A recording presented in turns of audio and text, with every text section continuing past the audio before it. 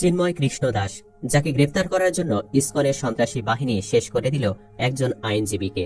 এমনকি না বুঝে আমাদের দেশের হিন্দু ভাইয়েরাও ইসকনের পক্ষ নিয়ে বিভিন্ন আন্দোলন করে বেড়াচ্ছে। অথচ জানলে অবাক হবেন, এই চিন্ময় নিজে তো ভয়ঙ্কর রাষ্ট্রদ্রোহিতায় জড়িতই। শুধু তাই নয়, ধর্ষণ থেকে শুরু করে শিশু বলাৎকার এমন কোনো অপকর্ম নেই যা ঘটেনি এই কুলাঙ্গারের দ্বারা। আমাদের আজকের ভিডিওতে আলোচনা করব চিন্ময় কৃষ্ণ দাসের সমস্ত অপকর্ম নিয়ে। ভিডিওটি শেষ পর্যন্ত দেখলে বুঝতে পারবেন কোন ধরনের অপরাধের সাথে জড়িত সে। চলুন একে একে তার অপকর্ম সম্পর্কে জেনে নেওয়া যাক। সকল ধর্মবর্ণে শিশু বলাৎকার হলো নিষিদ্ধ ও হারাম। তারপরও ইসকন নেতা চিন্ময় প্রায় সময় শিশুদের সাথে বলাৎকার ও নারীদের সঙ্গে যৌন কাজে লিপ্ত থাকে। এটি সুস্পষ্টভাবে প্রমাণিত হয়েছে যে তিনি এই কাজে লিপ্ত। এ কারণে তাকে ইসকন থেকে বিভিন্ন সময় সতর্ক করা হয়। এতে বলা হয়, কোনো শিশু বা 18 নিচে কোনো মেয়েদের সঙ্গে তিনি সংস্পর্শে আসতে পারবেন না। এছাড়া নারীদের সঙ্গে রাত্রি যাপন ও দিনের বেলায় সংস্পর্শে আসতে পারবেন না। এ নিয়ে সনাতন ধর্মাবলম্বীদের মাঝে চলছে তুমুল বিতর্ক। এছাড়া হিন্দু উগ্রবাদী সংগঠন ইসকনের সাবেক নেতা ও বাংলাদেশ সম্মিলিত সনাতনী জাগরণ জোটের মুখপাত্র চিন্ময় কৃষ্ণ দাস ভারতের এজেন্ডা বাস্তবায়ন করে যাচ্ছে। এমনকি ফ্যাসিস্ট ও খুনি হাসিনাকে দেশে ফিরিয়ে আনতে এই ইসকন নেতা বিভিন্ন ষড়যন্ত্র করে যাচ্ছে, যা বিভিন্ন সময় ফোনালাপের মাধ্যমে প্রমাণ হয়। কিছুদিন আগেও চট্টগ্রামে বিশৃঙ্খলার পেছনে তার ইন্ধন রয়েছে বলেও প্রমাণ পাওয়া যায়। সনাতন ধর্মে তার দুশ্চরিত্র নিয়ে দেখা দিয়েছে বিভিন্ন বিভ্রান্ত ধারণা।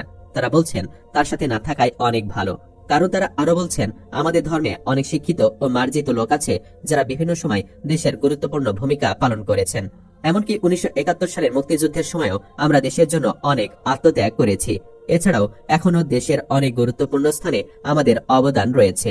কাজে কিছু দুশ্চরিত্র লোকের সঙ্গে থাকলে নিজের সম্মান ও চরিত্র দুইটাই নষ্ট হয় বলে তারা জানান। তবে হাতে গোনা কিছু সন্ত্রাস ও লুটপাটকারী তার পেছনে রয়েছে। যারা পেছনে রয়েছে তারা কোনো ধর্ম বর্ণের নয়, বরং তারা সন্ত্রাস ও উগ্রবাদী। এগুলো স্বয়ং হিন্দু ধর্মের অনেক নেতাদের মতামত। আশিক কুমার দাস নামে একজন ফেসবুকে লিখেছেন, চিন্ময় কবে দেশের নেতা হলো? তিনি কি দেশের কোনো ভালো কাজ করেছে? বরং তিনি চান দেশে একটা দাঙ্গা লাগাতে। আর দাঙ্গা লাগলে কি আমাদের জন্য ভালো হবে? এটা হলে আমাদের জন্যই খারাপ হবে। পরে আমরা দেশে থাকতে পারবো না, যা 1971 ও 1947 সালে আমরা দেশে থাকতে পারিনি। আমরা চাই সবাই সুখে শান্তিতে থাকুক। সুভাষিস কর্মকার নামে একজন লিখেছেন, আমরা কোনো বাটপার ও সন্ত্রাস চিন্ময়ের সঙ্গে কোনো সময় ছিলাম না, বরং এখনো নাই। আমরা চাই ইসকন থেকে তাকে স্থায়ী বহিষ্কার করা হোক।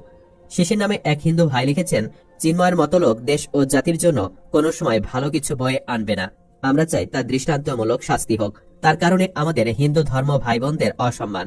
এদিকে জানা যাচ্ছে, ইসকনের মন্দিরে থাকা ছোট ছোট শিশুদেরকে ধর্ষণ ও বলাৎকারের ভয়াবহ অভিযোগ উঠেছে চিন্ময় কৃষ্ণের বিরুদ্ধে, যিনি গত কয়েকদিন ধরে উগ্রবাদী বক্তব্য দিয়ে সাম্প্রদায়িক দাঙ্গা লাগিয়ে দিয়েছেন। দেশের বিভিন্ন জায়গায় উস্কানিমূলক বক্তব্য দিয়ে এই ব্যক্তি যখন হিন্দুদের কাছে হিরো হওয়ার চেষ্টা করছেন, ঠিক সেই মুহূর্তেই তার থলের বিড়াল বেরিয়ে এসেছে। আমাদের হাতে বেশ কিছু শিশুর বক্তব্য এসেছে যারা চট্টগ্রামের ইসকন মন্দিরের আশ্রমে সাধনা করত। সেখানকার অনেক শিশুই এই ভণ্ড সন্ন্যাসীর হাতে ধর্ষিত হয়েছে। চিন্ময় কৃষ্ণ ওরফে চন্দন ধর ছিল চট্টগ্রাম ইসকন মন্দিরের প্রধান বা অধ্যক্ষ। সে সুযোগে রাতের বেলা আশ্রমের আবাসিক রুমে গিয়ে বাচ্চাদের ডেকে নিয়ে ধর্ষণ করার চেষ্টা করত। নানা ধরনের অপরাধ প্রমাণিত হওয়ায় চিন্ময় কৃষ্ণকে ইসকনের দায়িত্ব থেকে বহিষ্কার করা হয়েছে। সম্প্রতি এই মর্মে ঢাকার ইসকন হেডকোয়ার্টার থেকে জারিকৃত একাধিক পত্র আমাদের হাতে এসেছে। কিন্তু এভাবে বহিষ্কার এবং শিশু ধর্ষণের মতো ভয়াবহ অপরাধের তথ্য সামনে আসার পরেও কেন সাধারণ হিন্দুরা এ ব্যক্তিকে মাথায় তুলে নাচছে সেটা বোধগম্য নয়। কয়েকদিন আগে চট্টগ্রামে হিন্দুদের এক সমাবেশে চরম উস্কানিমূলক বক্তব্য দিয়ে দেশব্যাপী সমালোচিত হয়েছেন চিন্ময় কৃষ্ণ নামের বহিষ্কৃত এই সন্ন্যাসী। তিনি বলেছেন, স্বর্ণা দাস নামে 13 বছরের যে কিশোরী সীমান্তে বিএসএফ এর গুলিতে মারা গেছে, সে নাকি বাংলাদেশের মুসলিমদের অত্যাচারে অতিষ্ঠ হয়ে ইচ্ছে করে বিএসএফ এর গুলির সামনে বুক পেতে আত্মহত্যা করেছে। চিন্ময় বলেন, সে কেন বিএসএফ এর গুলিতে মরতে গিয়েছে? কারণ এখানে বেঁচে থাকা তাদের জন্য একটা জীবন মৃত্যুর প্রহসন ছাড়া আর কিছুই নয়। যেখানে বিএসএফ এর অন্যায়ভাবে গুলি করে স্বজাতীয় হিন্দু নিহত হওয়ার ঘটনায় তীব্র প্রতিবাদ করার কথা, সেখানে এই হিন্দু নেতা ঘটনার অপব্যাখ্যা করে ভারতের পক্ষে সাফাই গাইছেন। এই ঘটনায় প্রমাণ করে সে ভারতের এজেন্ডা বাস্তবায়ন করতেই বাংলাদেশে এসেছে। তার যাবতীয় তৎপরতা যাচাই করে অনেকেই আশঙ্কা করছেন এই ব্যক্তি প্রতিবেশী রাষ্ট্রের ইন্ধনে বাংলাদেশের সাম্প্রদায়িক দাঙ্গা ছড়ানোর পায়তারা করছে। এর আগে মাদ্রাসার ছেলেরা মন্দির পাহারা দিয়েছিল, অথচ চিন্ময় এটাকে শেয়ারের কাছে মুরগি বর্গা দেওয়ার সাথে তুলনা করেছে। কিন্তু কোন মাদ্রাসার ছাত্র কবে কোন মন্দিরে হামলা করেছে তার একটা প্রমাণও এই ভণ্ড দেখাতে পারেনি। অর্থাৎ ভারত থেকে হিন্দু এনে মন্দির ভেঙে সেটার দায় চাপানো হচ্ছে মুসলিমদের ওপর। এগুলোর পেছনে এদের অন্যতম উদ্দেশ্য হচ্ছে সাম্প্রদায়িক দাঙ্গা লাগিয়ে শেখ হাসিনাকে ক্ষমতায় ফিরিয়ে আনার রাস্তা সুগম করা। চিন্ময় কৃষ্ণের মতো উগ্রবাদী ভণ্ড সন্ন্যাসী যারা মন্দিরে আশ্রয় নেওয়া ছোট ছোট শিশুদের ধর্ষণ করে বেড়ায়, এমন সমকামী শিশুকামী ধর্ষকদের কথায় যদি বাংলাদেশের সাধারণ হিন্দুরা উঠবোস করে, তাহলে এদেশের হিন্দুদের ভবিষ্যৎ অন্ধকার বলে মত দিচ্ছেন অনেকে। এর আগে ইসকনের বহিষ্কৃত নেতা চিন্ময় কৃষ্ণদাস ব্রহ্মচারী গ্রেফতার হয়েছেন। গত 25 অক্টোবর বাংলাদেশ সনাতন জাগরণ মঞ্চ চট্টগ্রামে একটি মহাসমাবেশ আয়োজন করে। এই মঞ্চের মুখপাত্র ছিলেন চিন্ময় কৃষ্ণদাস।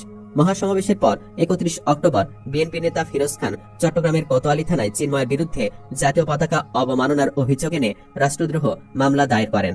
মামলার অভিযোগে বলা হয়, 25 অক্টোবর লালদিঘির মাঠে সমাবেশের সময় নিউ মার্কেট মোড়ের 0 পয়েন্টে বাংলাদেশের জাতীয় পতাকার উপর ইসকনের গেরুয়া রঙের ধর্মীয় পতাকা উত্তোলন করা হয়। এতে সাধারণ নাগরিকদের মধ্যে ক্ষোভের সৃষ্টি হয়। উল্লেখ্য, গত 5 আগস্ট ছাত্র জনতার আন্দোলনের মুখে পালিয়ে দিল্লিতে আশ্রয় নেওয়ার পর নানাভাবে শেখ হাসিনাকে বাংলাদেশে ফেরানোর চেষ্টা করেছে ভারত এ বলে অভিযোগ রয়েছে। কখনো আনসার লীগ, রিকশা লীগ, বিশ্ববিদ্যালয় লীগ, গার্মেন্টস লীগ, পাহাড়ি লীগ, শাহবাগে আন্দোলন করতে কিস্তি লীগ এনেও হাজির করেছেন আওয়ামী লীগের পলাতক নেতারা। তবে প্রতিবারই ব্যর্থ হয়েছে এই ষড়যন্ত্র। এই ষড়যন্ত্রের পেছনে ভারতের ইন্ধন রয়েছে বলে দেশের বিভিন্ন মহল থেকে অভিযোগ করছেন। অভিযোগ রয়েছে, শেখ হাসিনা ভারত পালানোর পর একের পর এক ষড়যন্ত্রের কাঠ ছুড়ে অন্তর্বর্তী সরকারকে বিপদে ফেলার চেষ্টা করেছে ভারত ও আওয়ামী লীগের নেতারা। সম্প্রতি সেই ধারাবাহিকতায় দেশের সাম্প্রদায়িক দাঙ্গা বাঁধানোর জন্য ইসকনকে ট্রাম্প কার্ড হিসেবে ব্যবহার করা হয়েছে। রাষ্ট্রদ্রোহিতার মামলায় ইসকনের বহিষ্কৃত চিন্ময়কে মুক্তি দেওয়ার বিষয়ে ভারতের বিজেপি নেতা শুভেন্দু বাংলাদেশকে হুমকি ছুড়ে দিয়েছে যে তারা বাংলাদেশ ভারত সীমান্ত অবরোধ করবে। এদিকে বাংলাদেশের অস্থিরতা সৃষ্টির জন্য ইসকনকে যে ভারত মাঠে নামিয়েছে তার প্রমাণ শুভেন্দু অধিকারীর হুমকি শুধু নয়, ভারতের পররাষ্ট্র মন্ত্রণালয়ের বিবৃতিও এর প্রমাণ দেয়। অন্যদিকে চিন্ময়ের বিরুদ্ধে চট্টগ্রামে জমি দখল, নিপীড়ন সহ আরও নানা অপকর্মের অভিযোগ আছে। আরও আছে সাম্প্রদায়িক দাঙ্গা সৃষ্টির চেষ্টা। সর্বশেষ তো তার অনুসারীরা একজন মেরেই দিল। সুপ্রিয় দর্শক, অনেকে মনে করেন বাংলাদেশের সাম্প্রদায়িক দাঙ্গা শুরুর দিকে রয়েছে, এখনো সময় আছে। এখনই ইসকনকে নিষিদ্ধ করে তাদের সমস্ত নেতাকর্মীকে গ্রেফতার করলে দেশে শান্তি ফিরে আসবে। আপনি কি চান ইসকনকে যেন নিষিদ্ধ করা